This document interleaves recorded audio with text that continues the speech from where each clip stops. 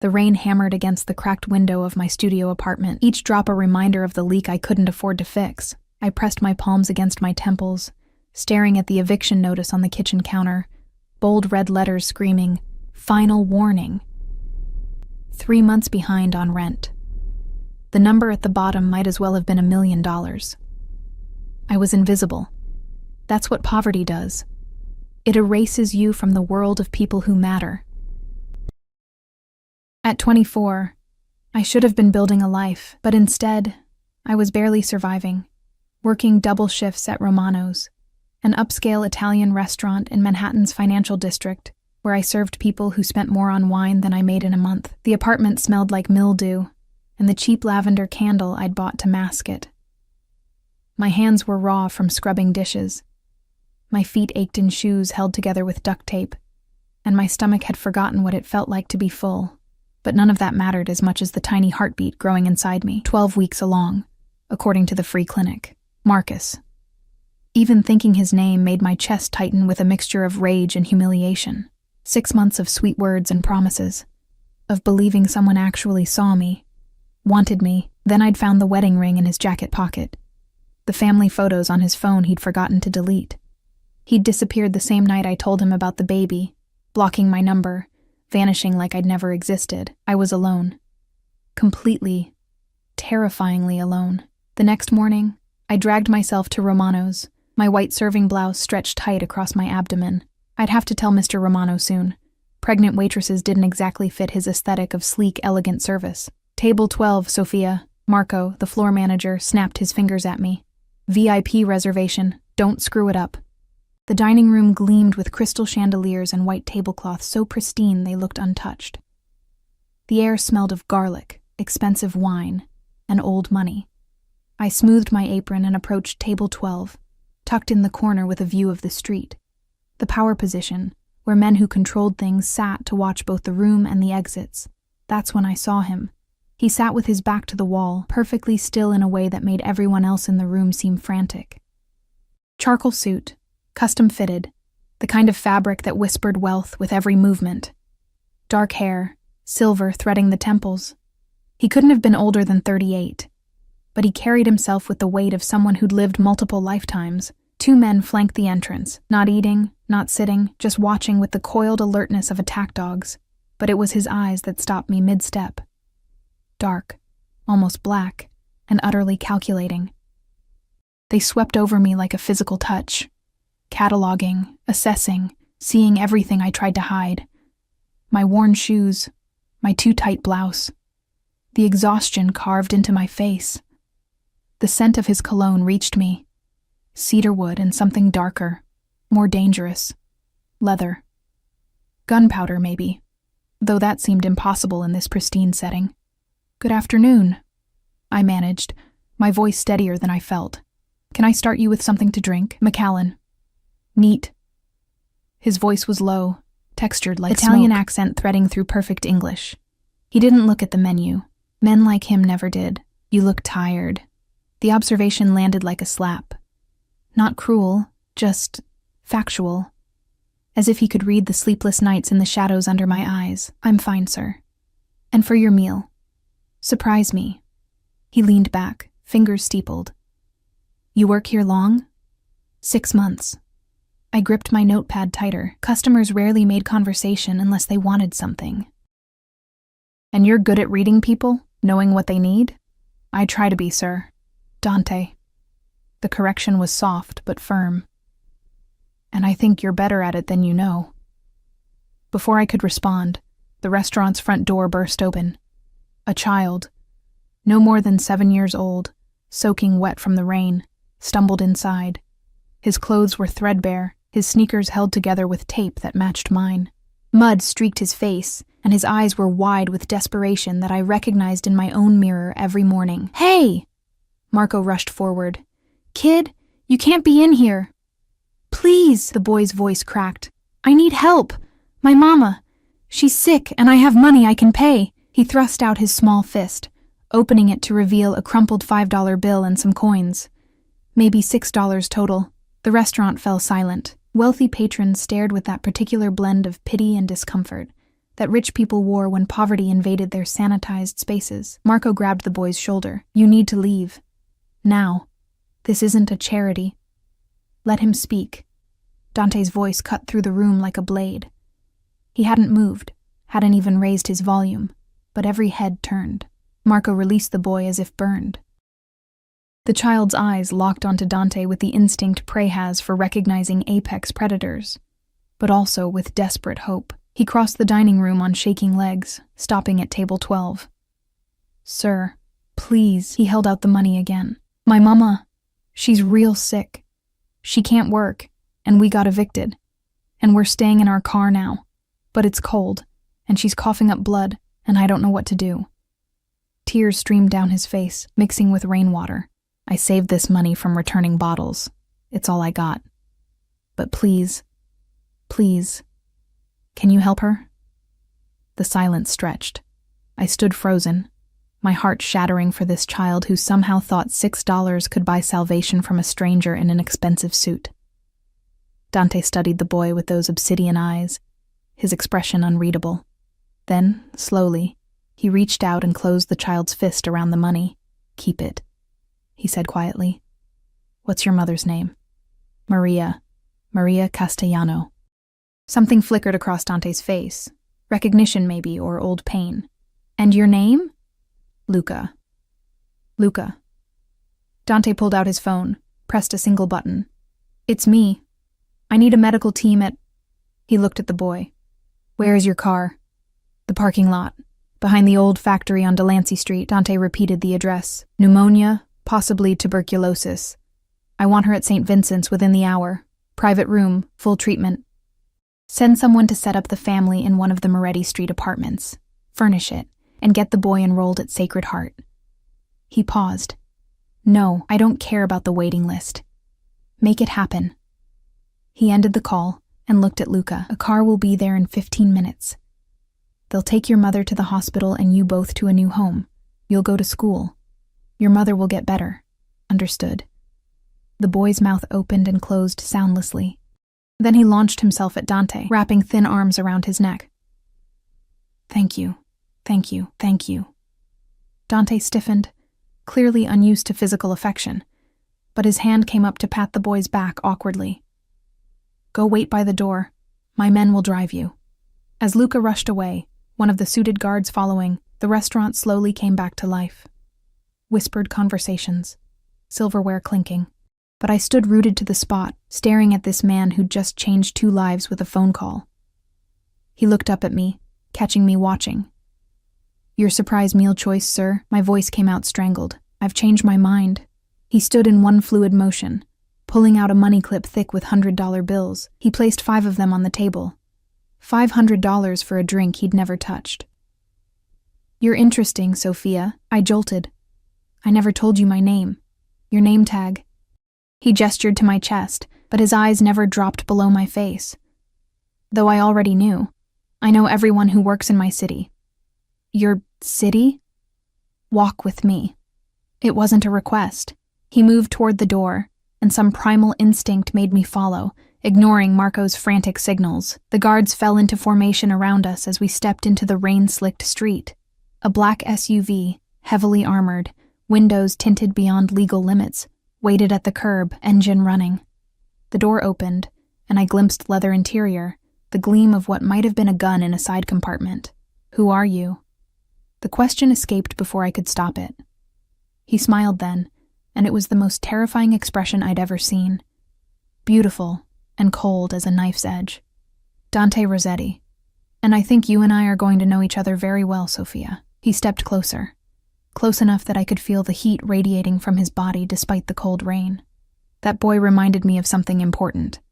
Sometimes the people who need saving don't even know they're drowning. His eyes dropped then, briefly, deliberately, to my stomach, to the slight swell I thought I'd hidden. My blood turned to ice. You're scared, he observed. Good. Fear keeps you sharp. But I'm not what you should be afraid of. He reached out, and I flinched. But he only tucked a strand of wet hair behind my ear. The gesture was almost tender, which made it more menacing. The father, Marcus Chen, married, Embezzled $73,000 from his company to fund his affair with you, though I suspect you didn't know that part. He's currently hiding in Atlantic City, hoping his creditors forget his debts. I couldn't breathe. Couldn't process how he knew these things. How? I know everything that happens in my city. He leaned in, his lips near my ear, voice dropping to a whisper that sent ice down my spine. And I know you're 3 months pregnant, 3 months behind on rent, and approximately 48 hours from complete destitution. I also know that Marcus stole from the wrong people. People who don't forgive debts, people who will eventually trace his money back to you. Terror clawed up my throat. I didn't know. I didn't take anything. I believe you. He straightened, adjusting his cufflinks with casual precision. Which is why I'm going to make you an offer, Sophia. One time only. The rain poured harder, soaking through my thin blouse. But I couldn't move. Come work for me. Not as a waitress. I need someone invisible, someone people underestimate, someone desperate enough to do what needs to be done and smart enough to survive it. His eyes held mine with magnetic intensity. In return, I'll clear Marcus's debts. The money he stole will be repaid. The people looking for it will forget you exist. You'll have housing, medical care, everything you need for you and your child. Full protection under my name. What kind of work? My voice trembled. His smile widened slightly. The kind you don't ask questions about. The kind that keeps you alive. One of his men opened the SUV door wider. An invitation. A trap. 48 hours, Sophia. That's how long you have before Marcus's mistakes become your death sentence. Think about it. Though I suspect we both know you don't really have a choice. He slid into the vehicle, and it pulled away smoothly, leaving me standing in the rain, shaking, drowning in the realization that my life had just been bought and sold without my consent. I looked down at my stomach, at the tiny life depending on me to make impossible choices. The eviction notice was waiting at home. Marcus's debts were circling like sharks. And Dante Rossetti, whoever he really was, had just offered me a lifeline that felt more like a noose. But what terrified me most wasn't his offer. It was how badly I wanted to say yes. I didn't sleep that night. I couldn't. Every sound, the drip of the leaky faucet, footsteps in the hallway, car engines on the street below, sent adrenaline spiking through my veins. I kept thinking about what Dante had said. Marcus stole from the wrong people, people who will eventually trace his money back to you. At 3 a.m, I finally gave up on sleep and opened my laptop, the one luxury I'd refused to pawn because it was my only connection to job listings, to hope. I typed Dante Rossetti into the search bar with trembling fingers. The results made my blood run cold. News articles, carefully worded. Prominent businessman Dante Rossetti acquitted of racketeering charges. Federal investigation into Rossetti family enterprises ends without indictment.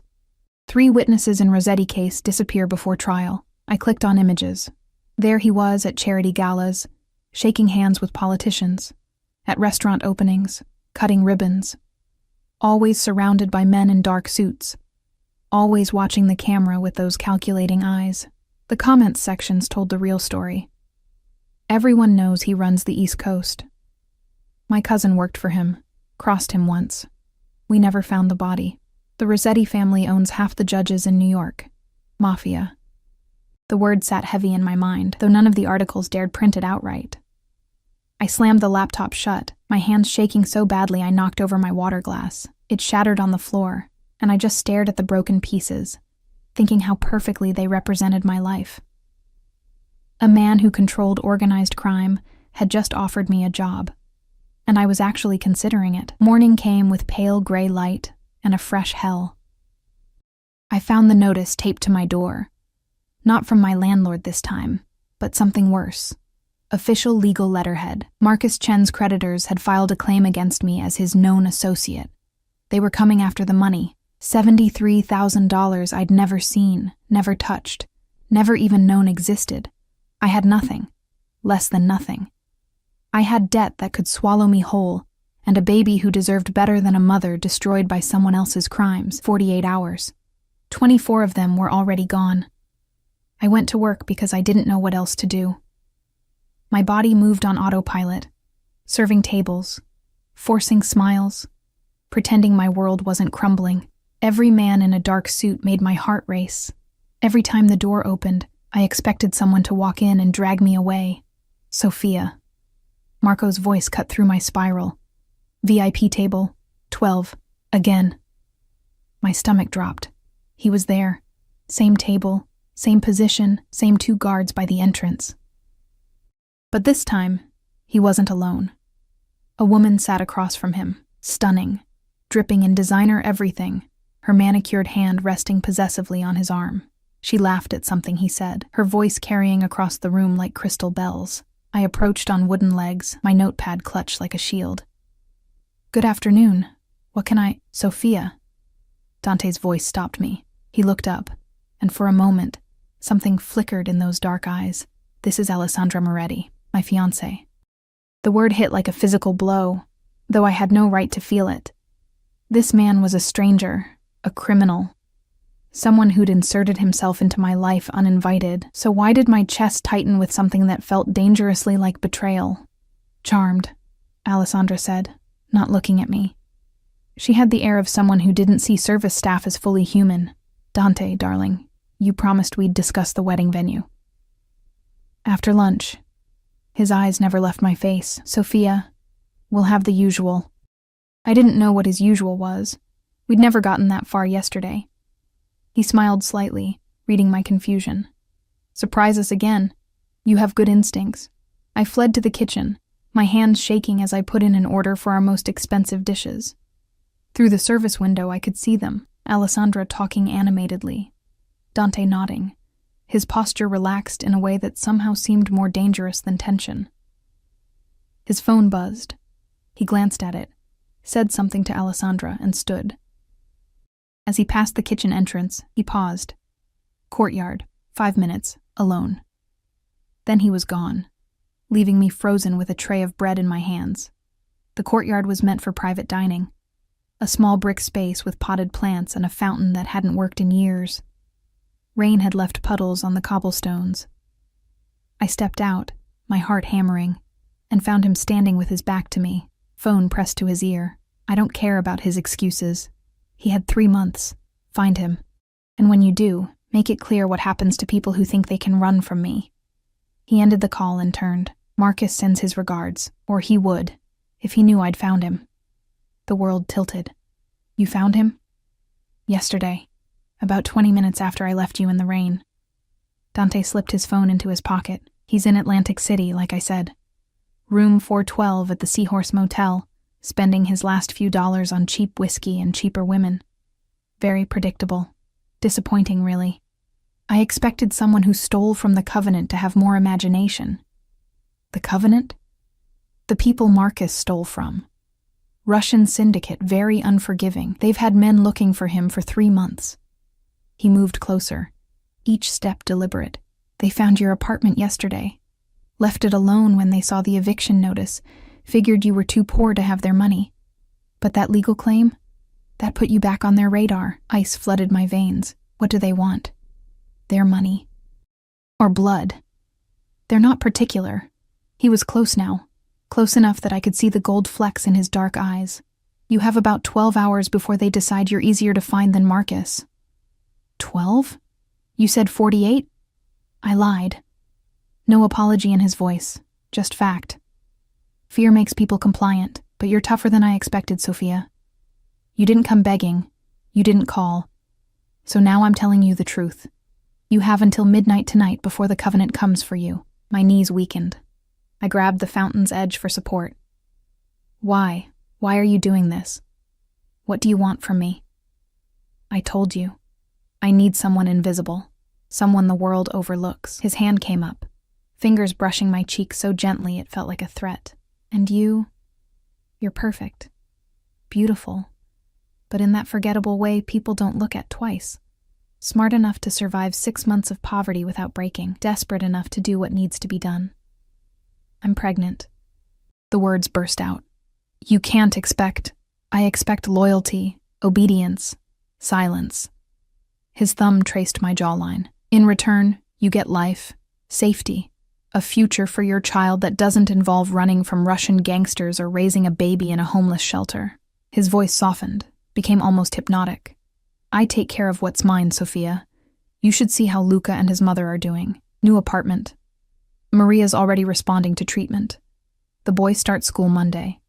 All because he had the courage to ask for help. That was different. He's a child. And you're a woman alone, carrying a child, drowning in debts you didn't create. How is it different? He leaned in, his breath warm against my ear. Pride is expensive, Kara. Can you afford it? I couldn't breathe. Couldn't think past the terror and the strange, shameful pull I felt toward this man who spoke about murder as casually as others discussed the weather. What would I have to do? Tonight? Come with me. Let me move you somewhere safe. Tomorrow? He pulled back, studying my face. We'll discuss details. But first you survive. You choose life. And if I say no? His expression didn't change, but something cold moved through his eyes. Then I'll have flowers sent to your funeral. White roses. You seem like a white roses type. A door slammed inside the restaurant. Voices raised. Dante's guards appeared instantly, flanking the courtyard entrance. Sir, we have a problem. Dante's jaw tightened. What kind? Covenant. 3 men. They're inside asking about the girl. My heart stopped. Dante's hand closed around my wrist. His grip firm, but not painful. Looks like you're out of time, Bella. Choose now. Come with me and live, or stay and die. Those are your only options. Through the window, I could see them. 3 men in leather jackets, talking to Marco. One of them held up a phone, showing him something. A picture. Marco's eyes widened, and his gaze darted toward the kitchen, toward the courtyard, toward me. Sophia. Dante's voice cut through my panic. Now. The men started moving, pushing past Marco. One reached under his jacket. I ran. Dante pulled me through a back door I'd never noticed, his guards forming a wall behind us. We burst into an alley where the black SUV waited, engine running. He shoved me into the back seat and slid in beside me as the vehicle lurched into motion. Behind us, I heard shouting. A gunshot cracked the air. Drive, Dante said calmly into his phone. Take the tunnel, and someone clean up Romano's. I don't want this traced back to our operations. I was shaking so violently my teeth chattered. They were going to kill me, right there, in the restaurant, yes. He pulled off his suit jacket and draped it around my shoulders. It smelled like him. Cedarwood and danger. But they didn't. Because you're mine now. I didn't agree. You ran. That was agreement enough. His hand cupped my face, forcing me to meet his eyes. Listen carefully, Sophia. The old world. The one where you scraped by, where you had choices, where you were free. That world ended the moment Marcus used you as cover for his crimes. This is your world now. My world. And in my world, you live by my rules. Under my protection. Understood? Tears burned my eyes, but I refused to let them fall. I don't even know what you want me to do. For now, survive, heal, prepare. His thumb brushed away a tear that escaped despite my efforts. You're in shock. That's normal. But you'll adapt. People always do. The SUV turned sharply, heading into an underground garage. Security gates closed behind us with mechanical precision. We descended into darkness, level after level, until we stopped in a private bay surrounded by other luxury vehicles. All black, all armored. Dante helped me out, his hand on my lower back guiding me to an elevator. His guards followed, silent sentries. The elevator required a keycard and fingerprint scan. Where are we? One of my properties. You'll stay here until I can arrange something more permanent. The elevator rose smoothly, opening into a penthouse that stole what was left of my breath. Floor-to-ceiling windows overlooked Manhattan. Modern furniture in blacks and grays. Art on the walls that probably cost more than my entire life. Everything pristine, expensive, cold. The bedroom is through there, Dante gestured. Bathroom has everything you need. My housekeeper will bring clothes your size within the hour. Don't leave the apartment. Don't call anyone. Don't go near the windows. Am I a prisoner? He considered the question seriously. You're protected. Whether that feels like imprisonment is up to you. He moved to a bar cart, poured amber liquid into 2 glasses. He handed me one. Drink. It'll help with the shaking. I took it because my hands needed something to hold. The whiskey burned going down, but he was right. The warmth steadied me slightly. My things. At my apartment. Already being collected. You'll have them by morning. He sipped his own drink, watching me over the rim. Along with your medical records from the free clinic. You're 12 weeks along. First prenatal appointment is Wednesday with Dr. Sarah Chen at Mount Sinai. Private practice, very discreet. She handles all my family's medical needs. The casual invasion of my privacy should have terrified me. Instead, I felt numb. Your fiancée, Alessandra. Does she know about this? About me? Something dangerous flashed in his eyes. Alessandra knows what I tell her to know. My marriage is business, a merger of families, nothing more. It has nothing to do with you. Then what am I? He set down his glass and crossed the space between us in 2 strides. His hands framed my face, tilting it up, and for a heart-stopping moment, I thought he might kiss me. You're mine, he said simply. My responsibility, my asset, my project. His eyes searched mine, looking for something I didn't understand. And maybe, if you're smart and lucky, my salvation. That boy today, Luca, he reminded me why I built this empire. Not for power, not for money, for protection, for family, for people who have no one else. I'm not your family. Not yet. His smile was soft, almost sad. But you will be, Sophia, because I'm going to give you something no one else ever has. A choice that's real. A future that's yours. You just have to trust me enough to survive until we get there. He released me and stepped back, the moment breaking. Get some rest. Eat. My chef will send dinner up at 7. Tomorrow we begin your real education. Education in what? How to be invisible in plain sight.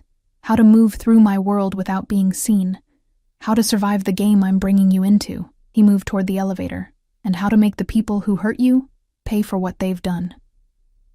The elevator doors opened. He paused, looking back. Welcome to the Rossetti family, Cara. Try not to disappoint me. Then he was gone. And I was alone in a golden cage. Pregnant and terrified. And somehow, impossibly, more alive than I'd felt in months. The apartment felt like a museum after Dante left. Beautiful. Untouchable. Sterile. I wandered through rooms that smelled of leather and expensive wood polish. My footsteps muffled by plush carpets.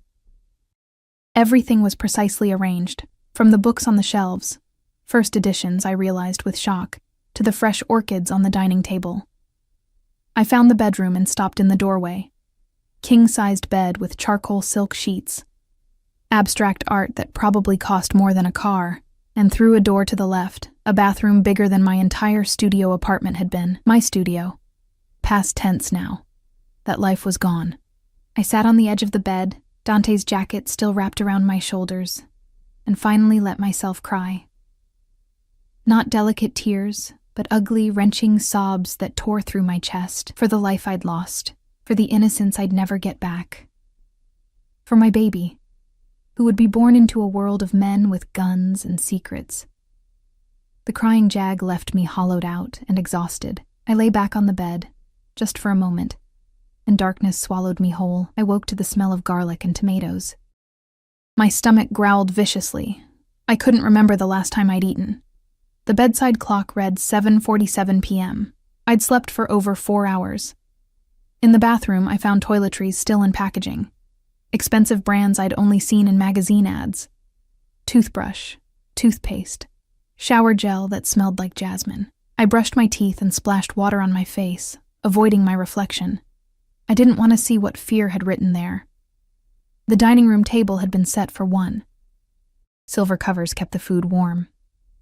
I lifted them to find chicken marsala, roasted vegetables, fresh bread, and a small bowl of pasta in cream sauce. My hands shook as I served myself, and then I ate like a starving animal, barely tasting the food in my desperation to fill the empty ache inside me. A note sat beside the wine glass, filled with sparkling water, I noticed. Someone had thought about the pregnancy. Eat, sleep. Tomorrow we talk.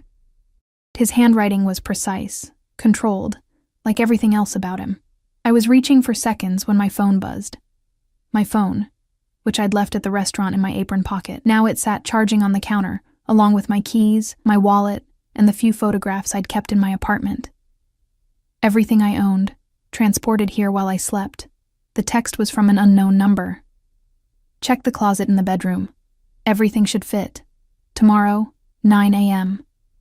Driver will collect you. Wear the blue dress. I walked to the bedroom closet with my heart in my throat and opened it.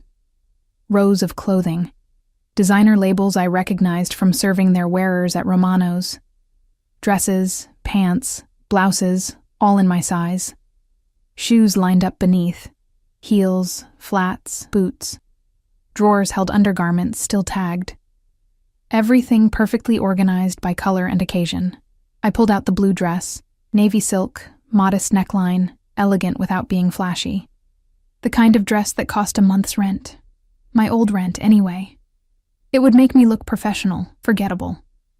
Invisible, just like he wanted. I hung it back carefully and closed the closet door, feeling the walls of my golden cage close in a little tighter. Sleep came fitfully that night. I dreamed of Marcus. His smile when we'd first met, the way he'd made me feel seen. Then the dream shifted, and it was Dante's face instead. Those dark eyes watching me drown while he decided whether I was worth saving. I woke gasping at 3 a.m. and couldn't fall back asleep, so I explored the apartment properly, learning the space like a prisoner learning their cell. The living room had a wall of books, business, philosophy, Italian poetry, a collection of vinyl records, mostly opera and classical. No personal photos anywhere, no warmth, no mess, no indication that an actual human lived here. The kitchen was professionally equipped but barely used. I opened the refrigerator and found it fully stocked. Fresh fruit, vegetables, cheeses, everything organized with military precision. A pregnancy nutrition guide sat on the counter, pages marked with sticky notes. Section on first trimester needs highlighted. He'd done his research, planned this. Known I would say yes, or known I'd have no choice. I found a locked door off the hallway. Office, probably. The lock was serious. Biometric scanner. Whatever secrets Dante kept, he kept them well protected. As dawn broke over Manhattan, painting the sky in shades of pink and gold, I stood at the windows and watched the city wake up. From this height, the people below looked like ants, insignificant, invisible, like I used to be. At exactly 9 a.m., a knock on the door made me jump. I'd dressed in the blue dress. It fit perfectly, skimming my body in ways that hid my pregnancy while making me look polished. Professional. The shoes were comfortable despite their 3-inch heels. I opened the door to find a woman in her 50s. Gray hair pulled back severely, expensive suit and eyes that missed nothing. Miss Sophia. I'm Teresa, Mr. Rossetti's executive assistant. Are you ready? Ready for what? Your orientation. She gestured to the elevator. We have a full schedule today. The elevator descended to the garage where a different SUV waited. This one navy blue, but just as armored. Teresa slid in beside me, opening a tablet. First, legal matters. You'll sign an NDA, employment contract, and protection agreement. Our lawyers will explain everything. Second, security briefing. You need to understand threat assessment and emergency protocols. Third, medical appointment with Dr. Chen. Fourth, meeting with Mr. Rossetti to discuss your specific role. She looked up. Questions? My head spun. What kind of employment contract? You'll be listed as a consultant for Rossetti Enterprises. Salary of $200,000 annually. Full benefits, housing provided. In exchange, you'll perform tasks as assigned by Mr. Rossetti. The NDA covers everything you see, hear, or learn about his operations. Violation results in immediate termination and legal action. $200,000. I made $23,000 at Romano's. And if I refuse to sign, Teresa's expression didn't change. Then you'll be released at the next corner with our best wishes for your future. I believe the Covenant has a bounty of $50,000 on your head now. They don't like it when their targets run. The message was clear. Sign or die. The law office was in Midtown. All glass and steel and leather chairs. 3 lawyers in identical suits explained contracts I barely understood, using words like indemnification and exclusivity clause. I signed everything they put in front of me because what choice did I have? My hand cramped by the final signature. The lead lawyer smiled. Professional, empty. Welcome to the organization, Miss Sophia. Mr. Rossetti will be pleased you've chosen to join us. Chosen. As if I'd had any choice at all. The security briefing happened in a nondescript building in Queens. The instructor was a former military type with scars and dead eyes. He showed me photos of men I should avoid. Taught me how to spot a tail.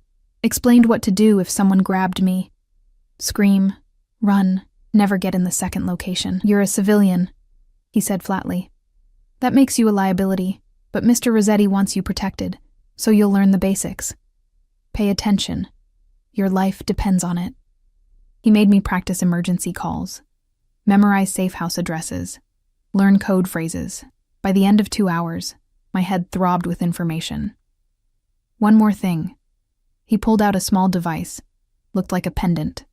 Panic button. Press it 3 seconds and a team will be at your location within 5 minutes anywhere in the city. Wear it always. Shower, sleep, everything. Mr. Rossetti's orders. He fastened it around my neck. The weight felt like a collar. Doctor. Chen's office was everything the free clinic wasn't. Quiet, clean, private.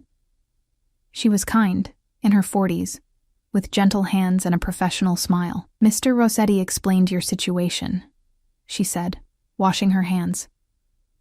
I want you to know that everything we discuss is confidential. My first priority is your health and your baby's health. Nothing else matters. She did a full exam, asked questions about my medical history, my symptoms. The ultrasound machine hummed to life, and gel spread cold across my stomach. Let's see your little one. The screen flickered, and then, there, a tiny form, barely recognizable as human but moving, heart beating fast, visible as a rapid flutter. Strong heartbeat, Dr. Chen said warmly, measuring right on track for 13 weeks. Everything looks perfect. Tears blurred my vision. Perfect. In the middle of this nightmare, something was actually perfect. Do you want to know the sex? It's early, but sometimes we can tell. No, I wiped my eyes. Not yet. I'm not ready. She handed me tissues and printed out ultrasound photos. That's fine. We'll check again at your 20-week scan. For now, keep taking your prenatal vitamins. Eat well. I see Mr. Rossetti has already provided nutritional guidelines. Get rest. Avoid stress as much as possible. Avoid stress. I almost laughed. My entire life was stress now. Teresa drove me to the final appointment.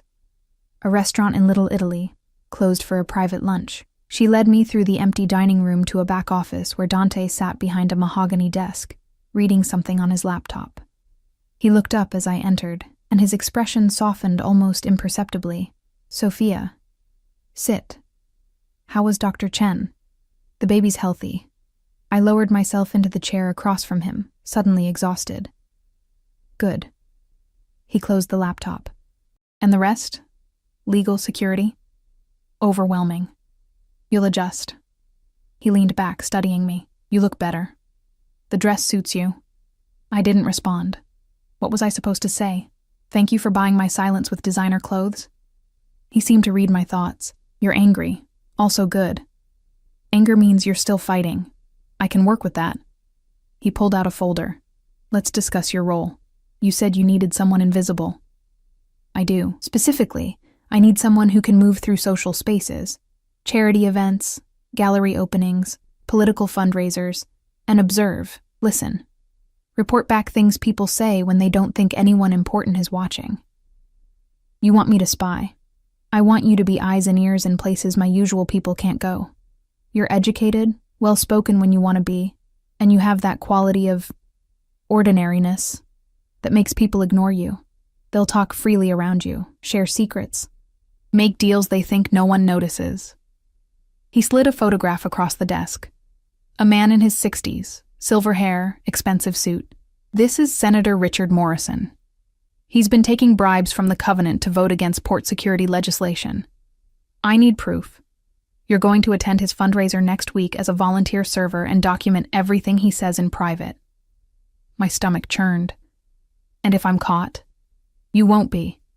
Because I'll train you properly. He stood, moving around the desk. The work isn't dangerous if you're careful. You blend in, You listen, you leave. No confrontation, no risk. Until something goes wrong. I don't let things go wrong. He crouched beside my chair, bringing us eye level. I'm very good at protecting what's mine, Sophia. And you.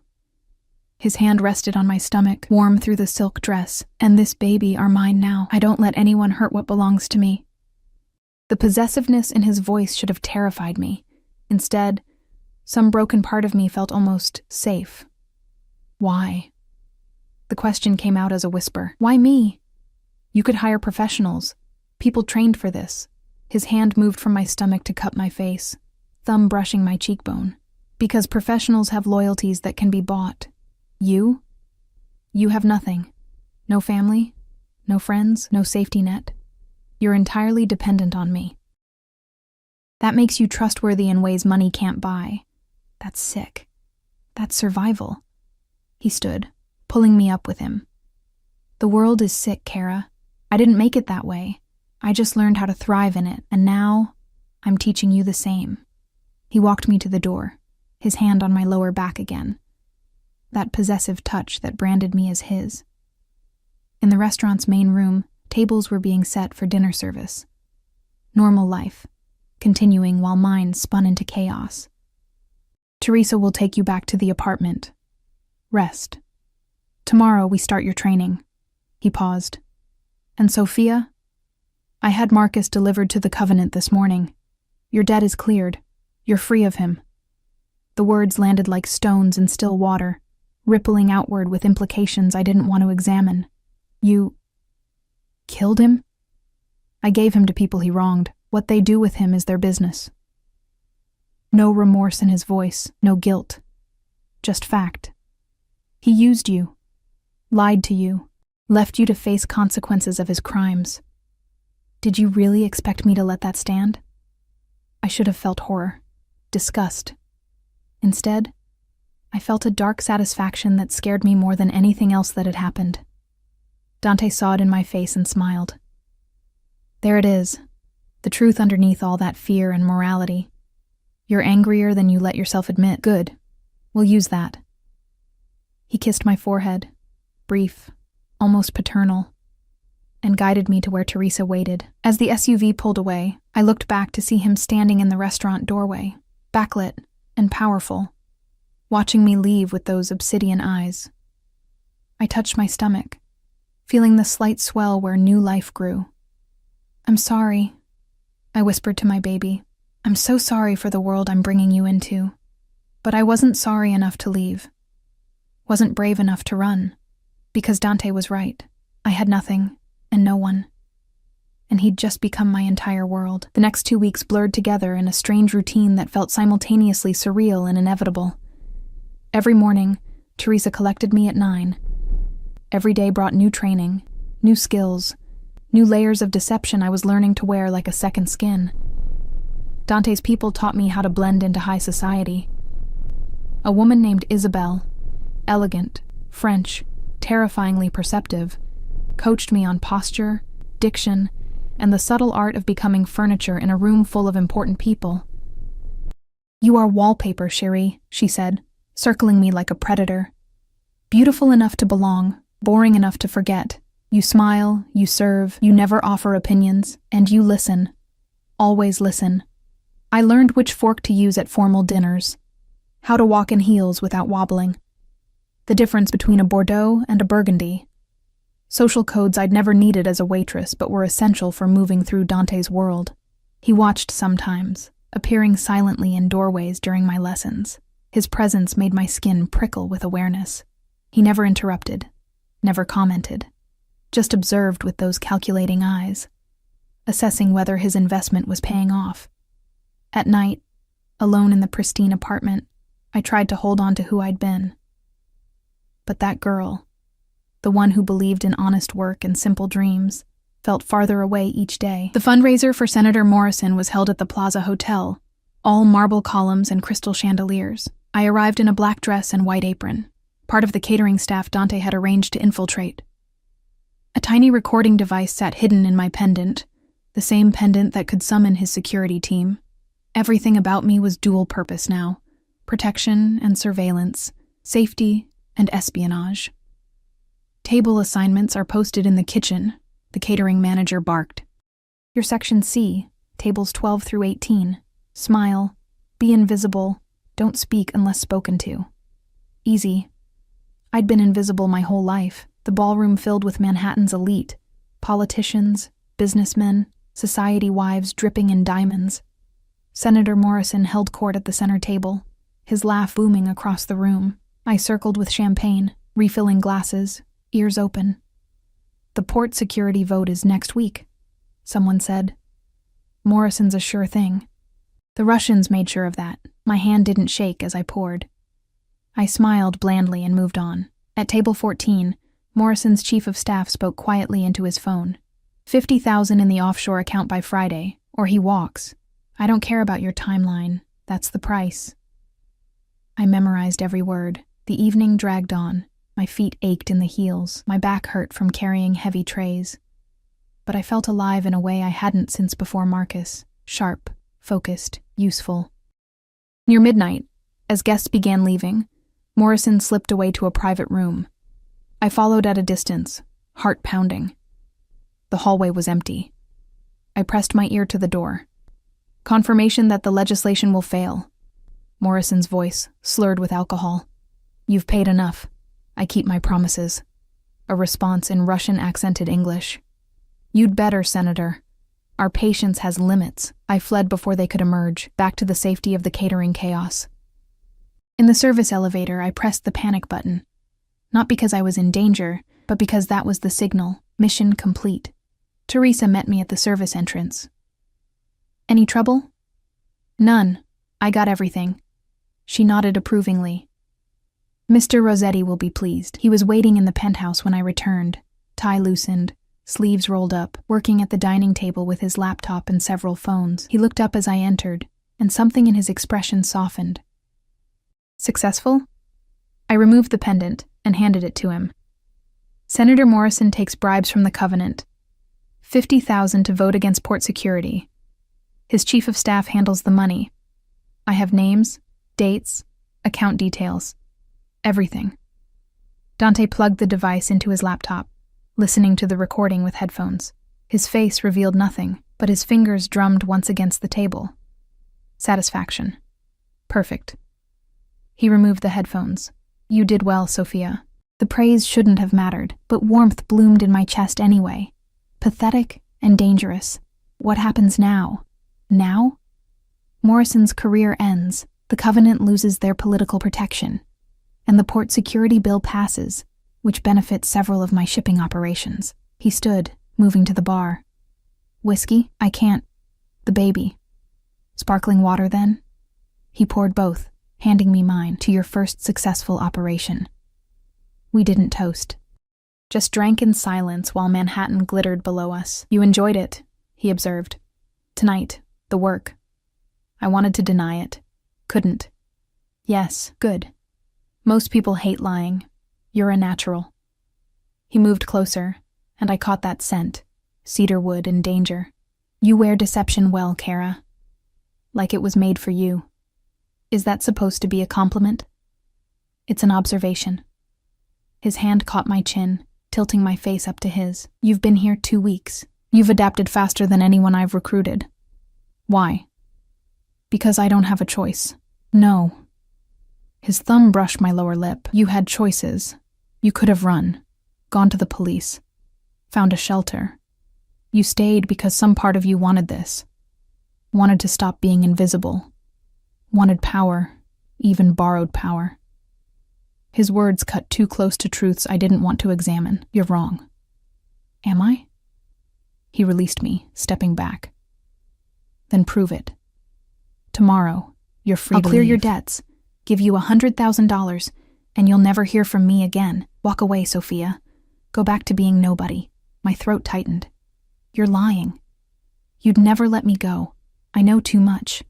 The NDA covers that. Break it and lawyers destroy you. But otherwise? He shrugged. I don't keep people who don't want to stay, so choose. Freedom or this. He gestured to the penthouse, to the life he'd built around me. I should have said yes. Should have taken the money and run. Instead, I met his eyes and said, "I stay." Something blazed in his expression. Triumph, possession, something darker I couldn't name. Why? Because I had nowhere else to go, because I was pregnant and terrified, because he'd shown me a version of myself that was strong instead of broken, because when he looked at me, I wasn't invisible. Because you're right, I whispered. I want this.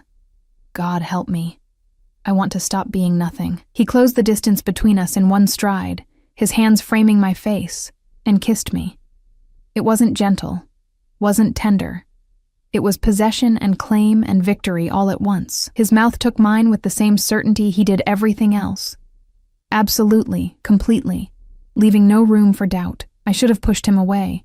He was engaged. He was dangerous. He'd manipulated every moment of the last 2 weeks to get me here, dependent and willing. But I kissed him back anyway, my hands fisting in his shirt, drowning in the taste of whiskey and power. When he pulled back, we were both breathing hard. "This complicates things," he said roughly. "You're engaged. A business arrangement. Nothing more." "Does Alessandra know that?" His jaw tightened. "She knows what she needs to know. This," he gestured between us, "has nothing to do with her." "Then what is this?" He was quiet for a long moment, his forehead resting against mine. "Honestly, I don't know. I didn't plan this. You were supposed to be an asset, a useful tool, but you're—" He broke off, frustration threading through his voice. "You've gotten under my skin, Kara, and I don't like it. Then let me go." "I can't." His hands tightened on my face. "I won't. You're mine, Sophia. I claimed you that first day, and I don't give up what's mine." The possessiveness should have terrified me. Instead, it lit something wild and reckless in my chest. "I'm not a possession, aren't you?" His smile was dark. "You wear my clothes, live in my home, work for my organization, carry my protection like armor. What are you, if not mine? The mother of another man's child." The words landed like a slap. Dante's expression went cold, and he stepped back. "That child will be mine too. I'll raise it as Rossetti. Give it every advantage, every protection. The biological father is irrelevant.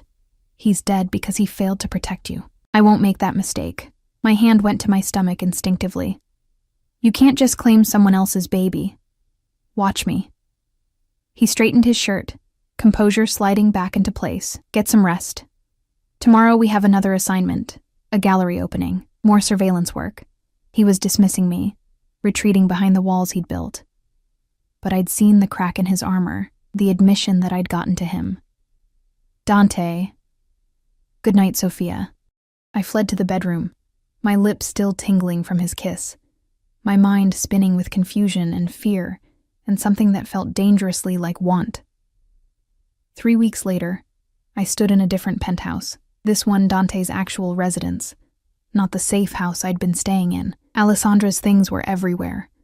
Photos of her and Dante at charity events, her perfume in the bathroom, evidence of the life he led when I wasn't around.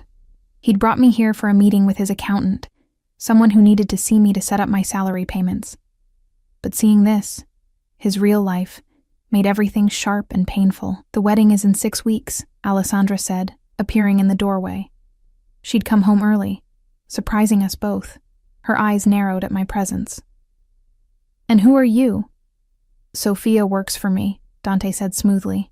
"Business consultant. In our home?" Her voice could have cut glass. "Since when do consultants need access to your private residence, Tesoro?" "Since I decided they did." His tone left no room for argument. "Alessandra, give us a moment." "No," she crossed her arms. "I want to know what's really going on.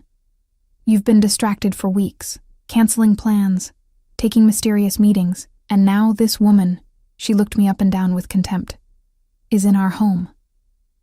The accountant had wisely fled minutes ago. Now it was just the three of us, tension crackling like electricity. "You're being paranoid," Dante said. "Am I? Or am I being smart?" Alessandra moved closer to me, her designer heels clicking on marble. "You're pretty. I'll give you that. But if you think sleeping with my fiancé will get you anywhere—" "I'm not," I started. "Don't lie to me." She grabbed my left hand, checking for rings.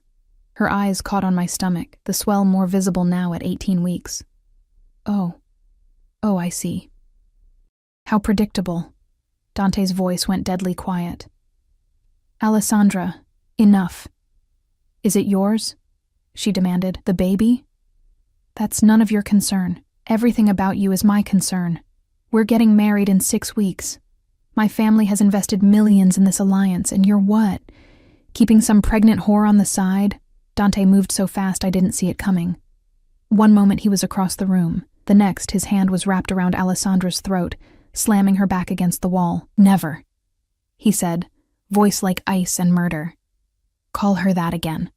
I stood frozen, horrified by the violence, by the way Alessandra's face turned red, by how easily Dante could kill her and probably had killed others. Dante, stop. My voice broke through whatever rage held him. He released Alessandra, who crumpled, gasping. He turned to me, and the fury in his eyes made me step back. Sophia, leave, now. Teresa will take you back to your apartment. But now, I ran. I didn't hear from him for 3 days. 3 days of silence, of wondering if I'd crossed some invisible line, if the protection he'd offered was being withdrawn. Teresa brought meals and updated security protocols, but offered no information about Dante. On the 4th day, he appeared at my door at midnight, disheveled and dangerous, smelling of whiskey and smoke. The wedding's off, he said without preamble. I broke the engagement tonight. The Moretti family is furious. There will be consequences. A war, probably. But I don't care. He walked past me into the apartment, pacing like a caged animal. Why? I asked, though I knew. God help me, I knew. He turned, and the look in his eyes stole my breath. Because I can't marry her while wanting you. Because every time I'm in a room with Alessandra, all I can think about is you. Because that baby you're carrying, it may not be mine by blood, but I want it to be. I want you both to be mine in every way that matters. He crossed to me, cupping my face with shaking hands. I'm obsessed with you, Sophia. It's irrational and dangerous and completely inappropriate, but there it is. You've destroyed my carefully planned life in less than 2 months, and I'm letting you. Because the alternative, a life where you're not mine, is unacceptable. Tears streamed down my face. This is insane. You barely know me. I know everything about you. I've known since the day we met. I know you take your coffee with too much sugar and read poetry when you can't sleep. I know you're terrified of failure and desperate to matter. I know you talk to your baby every night, promising to be better than your mother was to you. His thumbs brushed away my tears. I know you, Kara, and I'm ruined for anyone else. The baby isn't yours. I don't care. I'll love it anyway. Raise it as mine. Give it the Rossetti name and everything that comes with it. He kissed my forehead, my cheeks, my lips. Soft, reverent touches so different from our first kiss. Say yes, Sophia. Be mine, truly mine. Not as an employee or an asset, as my family. Every rational thought screamed at me to refuse. This man was a criminal, had killed people, had trapped me in this life through manipulation and circumstances, but he'd also saved me, protected me, seen me when I was invisible to everyone else. And despite everything, maybe because of everything, I loved him. The realization hit like lightning.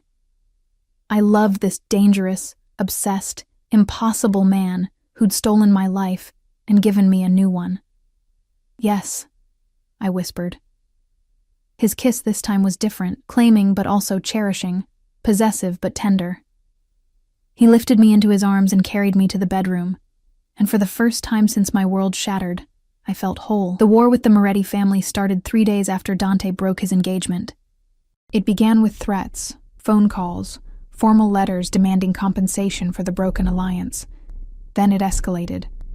A shipment of Dante's goods burned in a warehouse fire. 2 of his restaurants were vandalized. The message was clear. Insulting the Morettis had consequences. But Dante was unmoved. If anything, the conflict seemed to energize him. He moved me into his actual penthouse, Alessandra's things removed, every trace of her erased, and surrounded me with armed guards 24 hours a day. They won't touch you, he promised, his hand resting on my growing stomach as we stood at the windows overlooking the city. I've made it clear that anyone who harms you answers to me personally, and everyone knows what that means. I did too now. I'd learned what Dante was capable of when protecting what he considered his. The bodies didn't pile up visibly, but men who crossed him had a way of disappearing. I should have been horrified. Instead, I felt safe in a way I never had before. Dr. Chen confirmed at my 20-week ultrasound that I was having a girl. I cried watching her tiny form on the screen, her perfect fingers and toes, her strong heartbeat. A daughter, Dante said quietly beside me, his hand gripping mine. We're having a daughter, not you. We.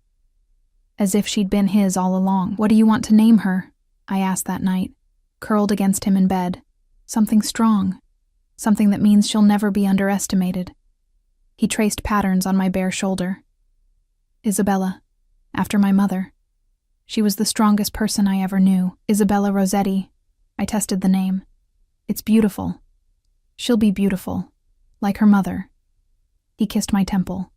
And she'll be safe, protected. She'll never know what it means to be hungry or afraid or invisible. You can't promise that. Watch me. His arms tightened around me. I've built an empire to protect the people I love. My mother before she died, my sister, though we barely speak now. And now you. You and Isabella. Nothing will touch you. I swear it. The vow should have sounded like a threat. Coming from him, it sounded like salvation. 4 weeks later, the Moretti situation came to a head. Alessandro Moretti, Alessandra's father, demanded a sit-down meeting, neutral territory. No weapons.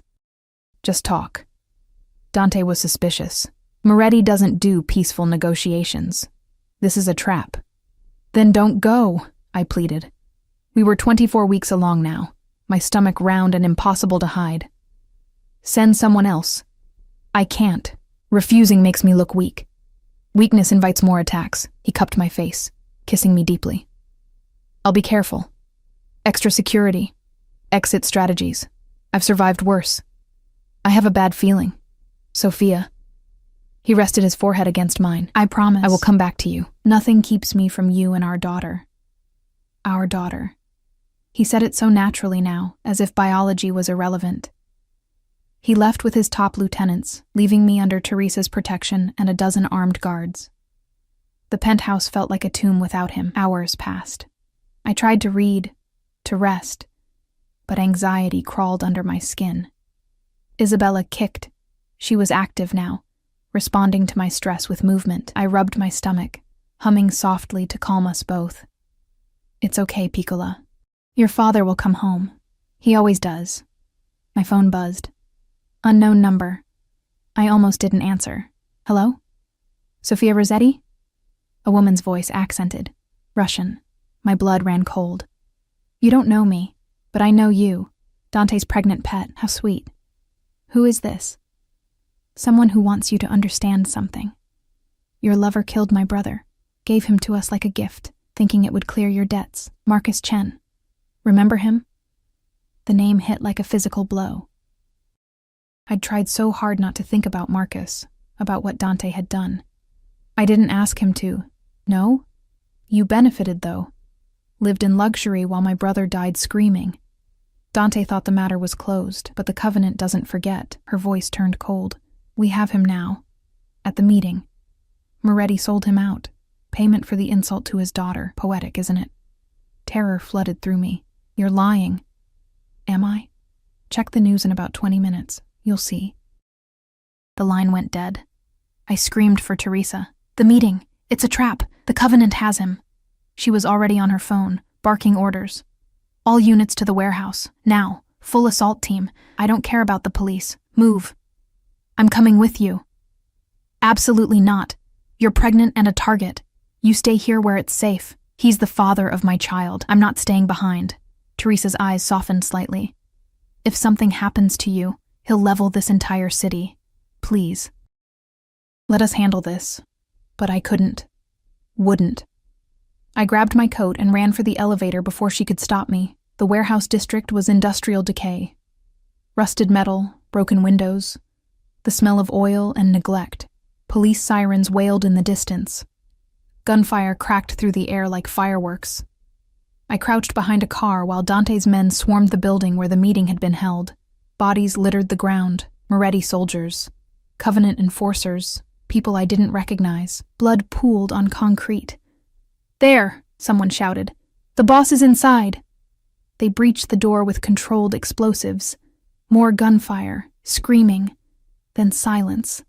I couldn't breathe, couldn't think past the terror that I'd arrived too late, that Isabella would grow up without a father, that I'd lose the man I loved before I'd really had him. Then he emerged. Dante walked out of that building like an avenging angel, suit torn, blood on his face and hands, but alive. Gloriously, impossibly alive.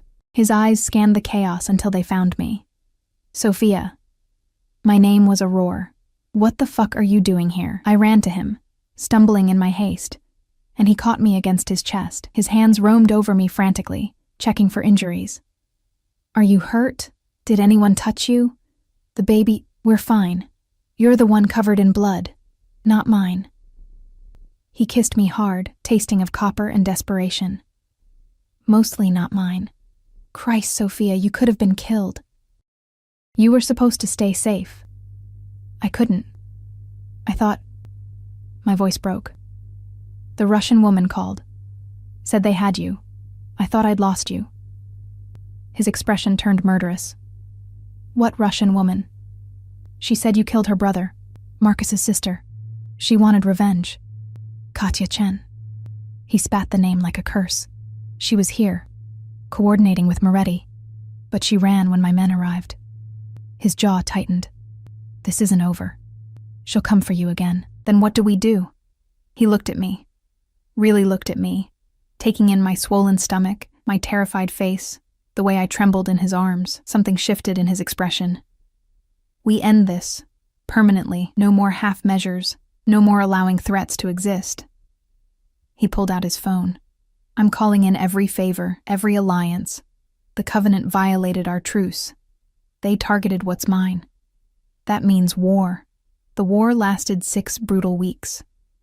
I was kept locked in the penthouse, security doubled and tripled, while Dante systematically dismantled the Covenant's operations in New York. Shipments seized, money frozen, key players arrested or disappeared. Alessandro Moretti was found dead in his office, officially a heart attack, though everyone knew better. Alessandra fled to Italy with what remained of her family's fortune, and Katya Chen, Marcus's sister, was delivered to Dante bound and terrified. He brought me to the warehouse where she was held. I was 8 months pregnant by then, waddling rather than walking, but he insisted I see this. "You need to understand," he said as we approached. "This is what happens to people who threaten my family." Katya looked up from where she knelt, bloodied and broken. When she saw me, she laughed, a cracked, desperate sound. "The pregnant whore. He'll never be yours, you know. Men like Dante don't love. They own. You're just another possession." Dante's gun pressed against her temple, silencing her. "Last words?" he asked conversationally. She spat blood at my feet. "Your baby will be born into blood. That's Dante's legacy. Death and..." The gunshot cut her off. She crumpled, dead before she hit the ground. I should have felt sick, should have turned away in horror. Instead, I felt relief. The threat was gone. My daughter was safe. Dante holstered his weapon and turned to me, checking my reaction carefully. "Are you okay? Is it really over?" "Yes. The Covenant's leadership is destroyed. Moretti's family is scattered. There's no one left who wants revenge badly enough to come after you." He guided me out of the warehouse, away from the body. "You and Isabella are safe. That's all that matters." Isabella Rossetti was born on a snowy December night, 6 pounds and perfect. She had my eyes and Dante's dark hair. And when he held her for the first time, I watched the most dangerous man in New York cry. "Hello, Piccola," he whispered. His finger caught in her tiny fist. "I'm your father, and I promise you'll never know fear or hunger or invisibility. You'll be loved, protected. You'll be a queen in this city." I watched them from my hospital bed, my daughter and the man who'd claimed us both, and felt something settle in my chest. Peace, maybe. Or acceptance. This wasn't the life I'd imagined. It was darker, more dangerous, built on violence and control. But it was mine. We were his, and he was ours, and that was enough. 2 years later, I stood in our penthouse, truly ours now, filled with Isabella's toys and family photos, watching Dante teach our daughter to walk. She toddled between furniture, laughing when he caught her, her face bright with trust. "Mama," she called, reaching for me. "Mama, look." I scooped her up, kissing her dark curls. She smelled like baby shampoo and the lavender oil we used at bath time. Perfect. Untouched by the darkness that lurked at the edges of our world, Dante came up behind us, his arms encircling both of us. "My girls," he murmured, "my entire world. Do you ever regret it?" I asked quietly. "Breaking your engagement? Starting a war? All of it?" "Never." He turned me to face him, Isabella between us. "You gave me something I'd stopped believing existed. A real family. Not a business arrangement or alliance. Something genuine. We're hardly a normal family. Who wants normal?" His smile was warm, lacking the edge of danger it had held when we first met. "We're perfect. Complicated and messy, and built on questionable decisions, but perfect." Isabella grabbed both our faces, babbling happily. Dante laughed, a real laugh, unguarded, and kissed her forehead, then mine. Outside, the city glittered. Somewhere in its depths, Dante's empire ran on violence and secrets. But here, in this moment, we were just a family. I thought about the terrified, invisible girl I'd been 2 years ago. She felt like a stranger now, that Sophia had died the day Dante Rossetti walked into her life and offered salvation disguised as servitude. This Sophia, the one who'd learned to be seen, to be strong, to survive in a world of shadows, she was who I'd needed to become. "I love you," I told Dante. The words still felt new, dangerous to speak aloud. His eyes softened. "I know. You show me every day." He kissed me deeply, carefully, mindful of the toddler in my arms. "I love you too, Kara, more than I thought I could love anything." "Yov," Isabella mimicked, clapping her hands. We laughed together, the three of us, in our golden cage that had somehow become home. The rain hammered against the windows. The same rain that had fallen the day I'd served Dante his first drink at Romano's. But I wasn't that girl anymore, wasn't scared or alone or drowning. I was Sophia Rossetti, mother, partner to one of the most dangerous men in New York, and somehow, impossibly, happy. The little boy who'd paid $5 for help had inadvertently changed everything. Luca, now thriving in school, his mother healthy and working in one of Dante's legitimate businesses, had reminded Dante what his power was for. Not just control or wealth, but protection, family. And in protecting that child, Dante had found me, found us. "Come on," Dante said, scooping Isabella into his arms. "Time for dinner. Teresa made your favorite." We moved through our home, our fortress, our sanctuary together. A family forged in darkness but sustained by something that felt remarkably like light. Outside, the city continued its eternal rhythm. People lived and died, fought and loved, invisible or seen. But in here, we were safe. We were whole. We were home. And that, despite everything, because of everything, was enough.